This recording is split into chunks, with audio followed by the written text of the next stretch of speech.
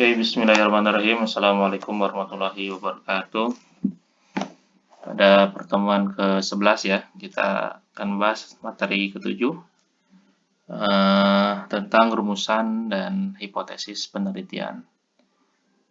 Minggu depan kita akan bahas mulai ke intinya ya, ke metode kualitatif, kuantitatif, dan campuran. Bagaimana merancang penelitian yang ketiga itu. Sekarang sebelum ke sana kita akan bahas dulu rumusan dan hipotesis penelitian ya.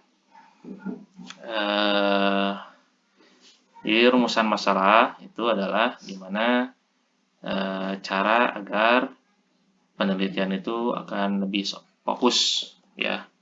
Jadi tujuannya adalah mempersempit tujuan penelitian ya. Jadi mempersempit tujuan penelitian untuk memprediksi tentang apa yang akan dipelajari. Sehingga nanti reviewer itu atau penguji sidang atau pembimbing itu dapat melihat fokus penelitian kalian itu kemana. Itu melihatnya di rumusan masalah ya. Jadi ini sangat penting sekali rumusan masalah dan hipotesis. Khusus hipotesis itu khusus untuk yang kuantitatif dan campuran. Untuk kualitatif tidak ada hipotesis ya. Dalam pembahasan ini kita akan mendiskusikan bagaimana merancang rumusan masalah untuk kualitatif, untuk kuantitatif, dan hipotesis, dan bagaimana meneruskannya ke dalam penelitian dan merancang rumusan dan hipotesis untuk metode campuran. Nanti saya juga akan mencontohkan bagaimana contoh kalimat-kalimat rumusan masalah dan hipotesis untuk ketiga penelitian ini ya. Jadi sekali lagi saya katakan bahwa hipotesis itu untuk kuantitatif dan campuran, sedangkan kualitatif itu tidak ada hipotesis.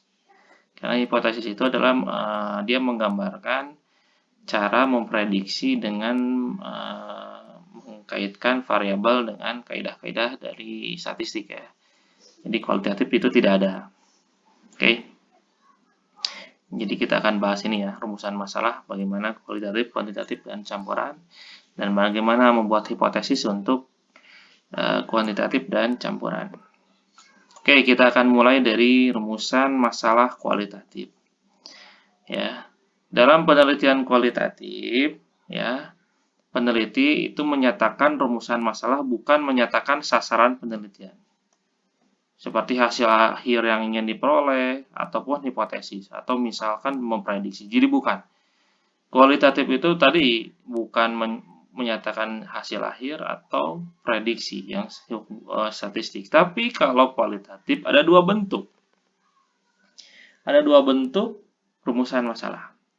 Pertama adalah satu rumusan masalah utama. Jadi ada beberapa pertanyaan tentang konsep utama dari penelitian kualitatif atau fenomena utama.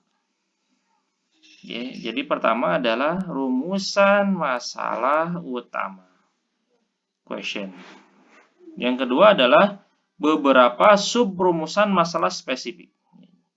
Jadi dari masalah utama ini dibikin pertanyaan utamanya, kemudian dari pertanyaan utama ini menghasilkan subrumusan. Nah, misalkan banyak contoh, misalkan bagaimana sih kalian ingin meneliti tentang kasus fenomena atau fenomena tentang imani atau apalagi ya sekarang tentang banyak lah ya, imani, kemudian tentang produk-produk di perbankan syariah, bagaimana kita atau dengan masyarakat tentang BMT, mengenal BMT di masyarakat agar tidak riba, tidak ke fenomena tentang rentenir dan sebagainya. Jadi kalian tuliskan pokok pertanyaannya apa, misalkan tentang imani. Jadi masalah imani, kemudian kalian hubungkan imani di transaksi imani dengan fikih muamalah. Maka pertanyaannya bagaimana konsep fikih muamalah terhadap imani, itu adalah central question-nya. Dari sana kita akan bahas lagi sub rumusan masalahnya, sub pertanyaannya, anak pertanyaan dari masalah utama. Misalkan bagaimana hasil wawancara ulama kontemporer atau MUI mengenai imani. Nah, yang kedua, bagaimana konsep kaidah fikih. Nah, kamu salah satu masalah tentang imani. Bagaimana konsep masalah muamalah dipandang dari segi ihtisan. Nah, kemudian sub rumusan lagi bagaimana konsep imani dikaitkan dengan fikih klasik. Nah, jadi ada beberapa sub rumusan masalah dari masalah utama tadi ya.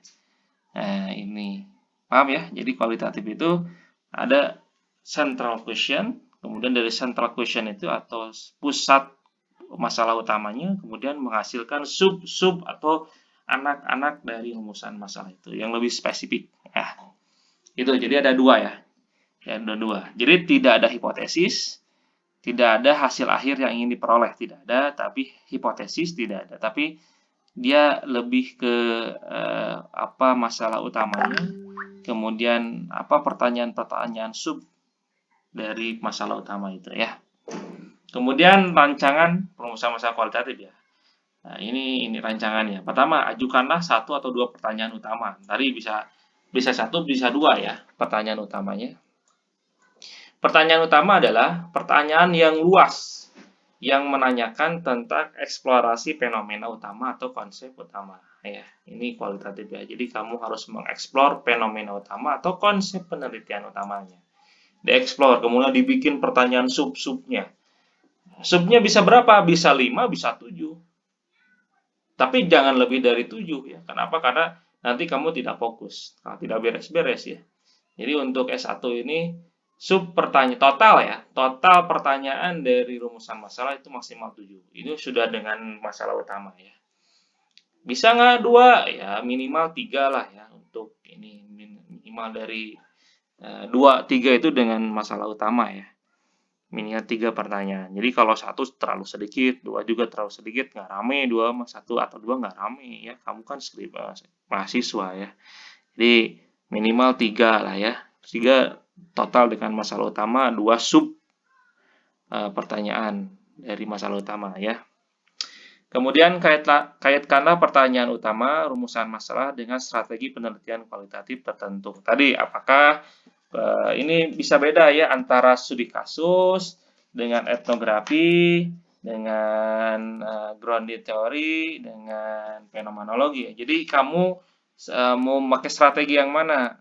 Kalau misalkan pakai strategi yang etnografi, maka kamu harus pertanyaannya bagaimana kamu menggali tentang pengalaman komunitas kultur sharing ya, atau kalau penelitian kualitas. Misalkan kamu ingin ada satu komunitas anti riba, misalkan komunitas anti riba, di mana komunitas anti riba ini punya program kampanye anti riba di desa-desa. Nah, kamu konsepnya bagaimana di etnografi ini kamu jelaskan bagaimana misalkan program anti riba ini dalam efektivitasnya dalam berkampanye memerangi rentenir.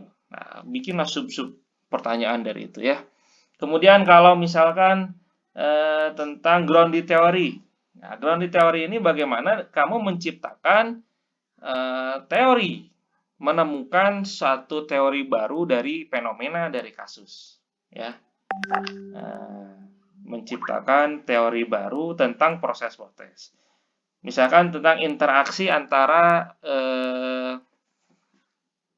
pelaku ekonomi syariah gitu ya. Bagaimana pelaku ekonomi syariah ini berinteraksi dengan masyarakat ya, sehingga menghasilkan kesejahteraan. Oh, dimunculkanlah teori baru ya.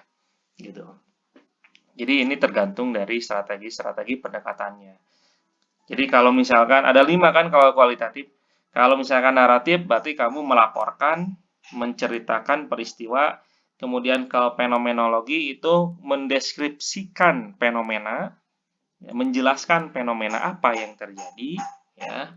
Kemudian kalau grounded theory menemukan teori-teori baru, grounded theory, di mana teori baru itu berdasarkan dari hasil peristiwa, hasil kasus, hasil fenomena, kemudian dimunculkan teori baru.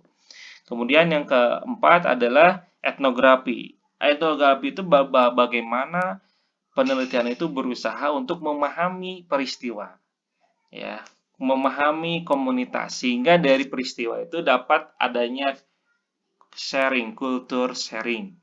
Bagaimana sih ada misalkan ada komunitas ini tentang anti riba, kemudian bagaimana komunitas ini bisa dilaksanakan di daerah yang lain, nah gitu ya, itu etnografi. Kemudian yang kelima adalah mengeksplor suatu kasus. Inilah penelitian studi kasus ya, mengeksplor studi kasus, apakah kasus ini dibolehkan atau tidak dalam segi muamalah. Ini disebutnya juga bisa dengan research legal study ya, research legal study, atau di mana kita membandingkan kasus dengan legal study atau dengan hukum positif, bisa dengan hukum muamalah dan sebagainya. Itu kualitas tergantung dari penelitiannya ya, kasus. Nah, itu. Kemudian awali rumusan masalah penelitian kalian dengan kata-kata apa dan bagaimana untuk menunjukkan keterbukaan penelitian ya. Jadi harus pakai kata apa atau apakah, bisa juga apakah atau bagaimana ya. Fokus pada satu fenomena atau konsep utama. Jadi kalau kualitatif itu harus fokus pada satu fenomena. Jadi tidak boleh ada variabel-variabel. Kalau variabel itu kan ciri khas dari kuantitatif. Kalau kualitatif tidak ada variabel. Jadi harus fokus pada satu kasus, satu fenomena. Ya, dengan objek penelitiannya juga satu tempat dan biar lebih fokus ya. Kemudian gunakanlah kata-kata yang eksploratif. Nah, eksploratif ya bisa dengan bagaimana kamu, bagaimana, itu kan bahasa-bahasa eksploratif. Bagaimana, apakah, gitu kan. Menghubungkan, apakah dampaknya bagaimana, pengaruhnya bagaimana, itu eksploratif ya. Kemudian upayakan rumusan masalah kalian untuk terus berkembang dan berubah selama penelitian berlangsung, namun tetap konsisten. Jadi bisa jadi penelitian ini kamu harus rumusan masalah ini bisa dikembangkan, ya, untuk terus bisa dikembangkan selama penelitian. Jadi penelitian ini diusahakan tidak stop di sana, tapi kamu harus kembangkan untuk saran-saran di kemudian hari. Tapi tetap konsisten ya, tetap konsisten dengan asumsi-asumsi dasar penelitian. Nah, contoh kalimat rumusan masalah kualitatif.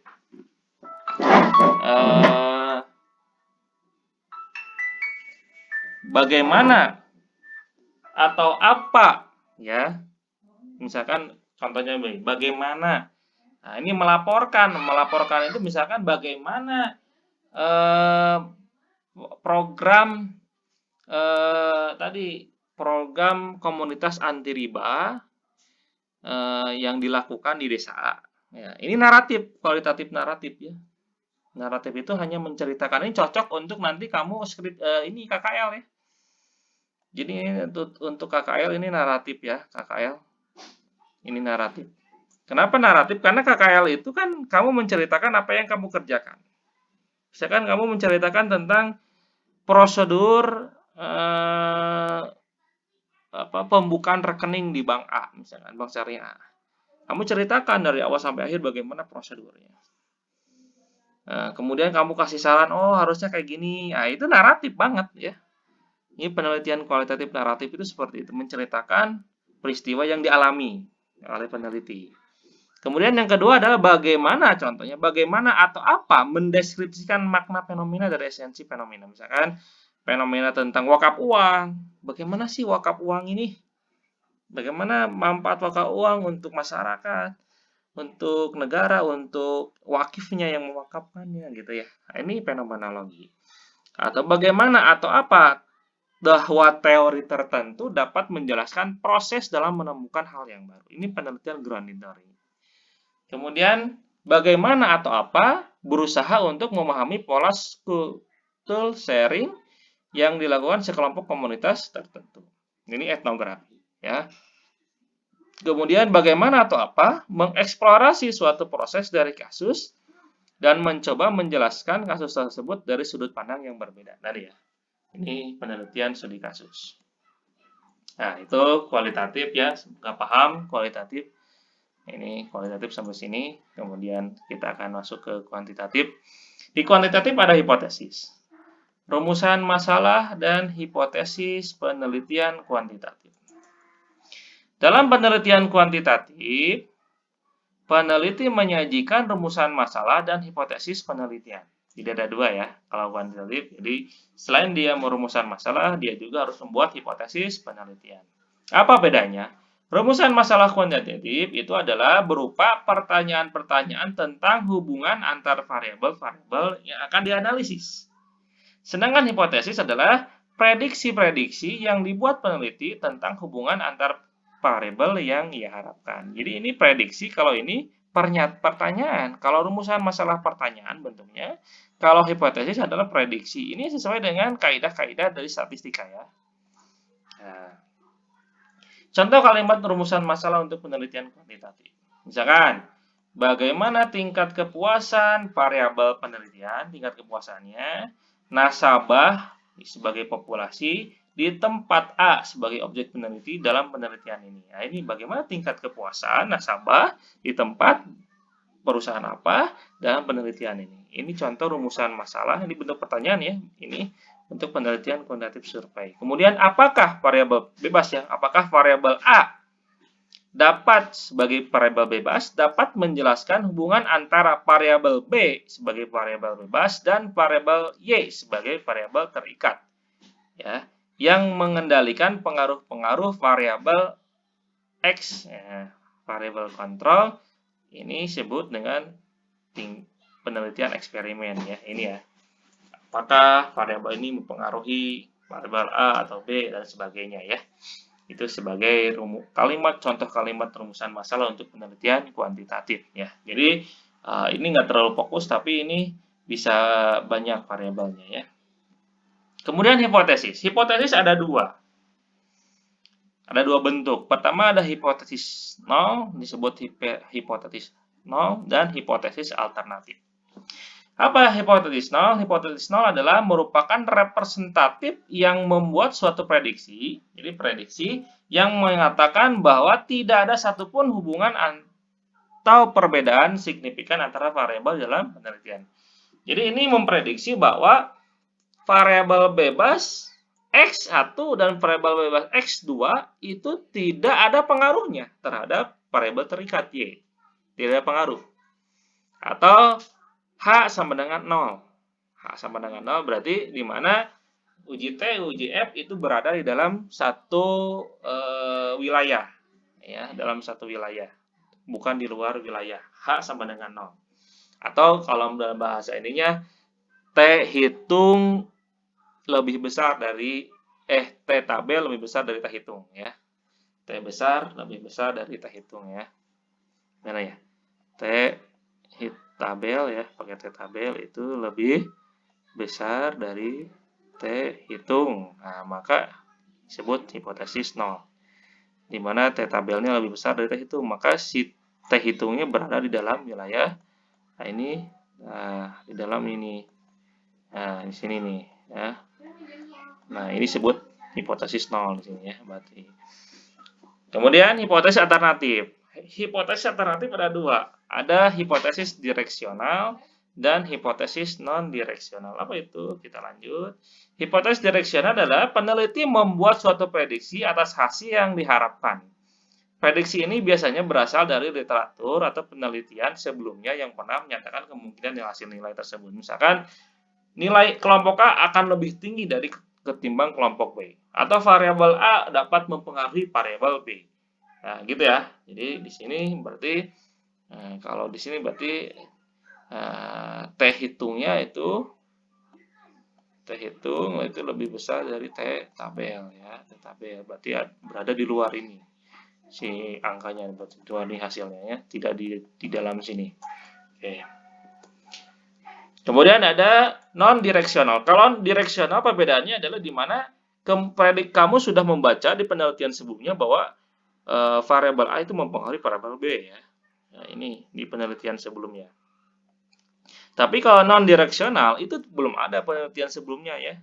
tidak mengetahui apa yang diprediksi dari literatur sebelumnya. Sehingga di sini ada kemungkinan ada perbedaan antar variabel ini. Jadi ada bahasa kemungkinannya ya, kemungkinannya. Itu ya perbedaannya, ada hipotesis direksional dan non direksional. Kemudian ada juga model rumusan masalah yang pakai deskriptif dan inferensial. Ini salah satu model yang direkomendasikan dalam merancang rumusan masalah dan hipotesis adalah dengan menulis rumusan masalah yang bersifat deskriptif ya, dengan kata-kata. Kemudian dilanjutkan dengan menulis masalah dan hipotesis inferensial, memberikan dugaan-dugaan atas populasi berdasarkan sampel tertentu. Contoh, ini untuk yang deskriptif. Misalkan, bagaimana tingkat kepuasan nasabah di Bank A?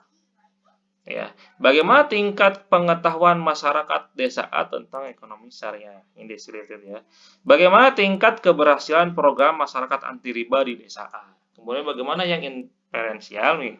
Apakah program masyarakat anti riba itu berpengaruh terhadap kesadaran masyarakat di desa A untuk tidak meminjam uang ke rentenir? Apakah tingkat pelayanan berpengaruh terhadap kepuasan nasabah di Bank A? Kemudian yang ketiga, bagaimana keberadaan BMT dalam mempengaruhi kesejahteraan UMKM di pasar A? Ini contoh rumusan masalah inferensial yang ini deskriptif. Kemudian itu ya yang kuantitatif. Ya, kalau tidak paham nanti bisa bertanya. Kemudian metode masalah dan hipotesis penelitian campuran. Terakhir ya. Penelitian metode campuran ini merupakan berisi rumusan kualitatif dan rumusan kuantitatif digabungkan. Bisa digabungkan, bisa ada dua tahap. Yang sekuensial itu dua tahap, sekuensial exploratory dan sekuensial explanatory, di mana ada tahapan apakah kualitatif dulu baru kuantitatif. Tapi kalau yang konvergen itu mix, penggabungan, mixing, pencampuran, jadi dikombinasikan. Bagaimana? Jadi harus dua-duanya. Kalau yang sekuensial yang dua tahap, maka tahapan pertama maka membuat rumusan kualitatif dulu. Misalkan kalau yang exploratory, sequential exploratory, maka bikinlah rumusan masalah yang kualitatif. Kemudian yang kedua bikin rumusan masalah yang kuantitatif kalau yang exploratory. Tapi kalau yang sequential explanatory, maka dibikin dulu rumusan masalah yang kuantitatif dulu. Kemudian bikin rumusan masalah yang kualitatif. Tapi yang convergent atau yang mixing, yang penggabungan, maka dikombinasikan kata-katanya. Ya, contohnya nih. Nah, contoh yang mixing ya, contoh yang mixing. Ya, buatlah pengandaian 3 bentuk pengandaian yang mixing ya. Misalkan menuliskannya ketika peneliti membahas metodologi atau prosedur dalam penelitian. Pengandaian pertama ya, menuliskannya ketika peneliti membahas metodologi atau prosedur dalam penelitian. Kita akan contohnya nanti di slide selanjutnya. Yang kedua, menuliskannya ketika peneliti tengah membahas isi atau konten penelitian. Yang ketiga, menggabungkan metodologi dan isi. Ini ya. Pertama, contoh. Apakah hasil penelitian kualitatif ya tentang keharaman bunga bank dapat menjelaskan market share bank syariah saat ini? Ini digabungkan nih. Penggabungan merumusan masalah antara campuran antara kualitatif dan kuantitatifnya. Ini kan penelitian kualitatif. Apakah analisis kamu tentang keharaman ini dapat menjelaskan market share bank syariah? Ini kan kuantitatif ya, digabungkan. Kemudian yang kedua, apakah kehadiran dan efektivitas BMT? Ini kuantitatif dulu ya. Nah, ini. Apakah kehadiran dan efektivitas BMT, ini efektivitas kan berarti kuantitatif, ya pakai DH bisa, di masyarakat desa A dapat menjelaskan, nah ini menjelaskan kualitatif. Mengapa jumlah pelaku UMKM di desa A mengalami peningkatan secara kuantitas? Nah, ini ya. Jadi ini contoh yang rumusan masalah yang penggabungan atau konvergen, ya menggabungkan dua data sekaligus. Tapi kalau yang sekuensial yang dua tahap, ya itu gampang sekali. Tadi aja mana dulu yang di penelitiannya. Kalau kualitatif maka bikinlah rumusan kualitatif yang tadi saya bahas di pertama, kemudian dilanjutkan dengan membuat penelitian yang rumusan masalah yang kuantitatif, atau yang sebaliknya kuantitatif dulu baru kualitatif. Itu maka disebut dengan metode campuran dua tahap. Yang sekuensial itu disebutnya dengan dalam penelitian dua tahap. Tapi kalau yang satu tahap campuran atau di mixing pencampuran, maka tadi ya, pertama membahas metodologi dulu ya. Kemudian yang kedua langsung membahas konten isinya, isi penelitian. Yang ketiga menggabungkan metodologi dan isi konten. Seperti ini ya. Nah, gitu aja ya yang bisa saya sampaikan. Ada kuis hari ini. Ada kuis ya. Kuisnya dari latar belakang masalah, kemudian tujuan penelitian, dan sekarang rumusan masalah. Jadi 3 bahasan ya kuis. Hanya sampai jam 6 dikumpulin ya. Ini menambah-nambah untuk UAS. Oke, gitu aja yang bisa saya sampaikan. Saudara-saudara, selamat beribadah puasa untuk semuanya. Semoga hari ini puasanya lancar dan terus memperbanyak ibadah kepada Allah. Itu saja bisa saya sampaikan. Assalamualaikum warahmatullahi wabarakatuh.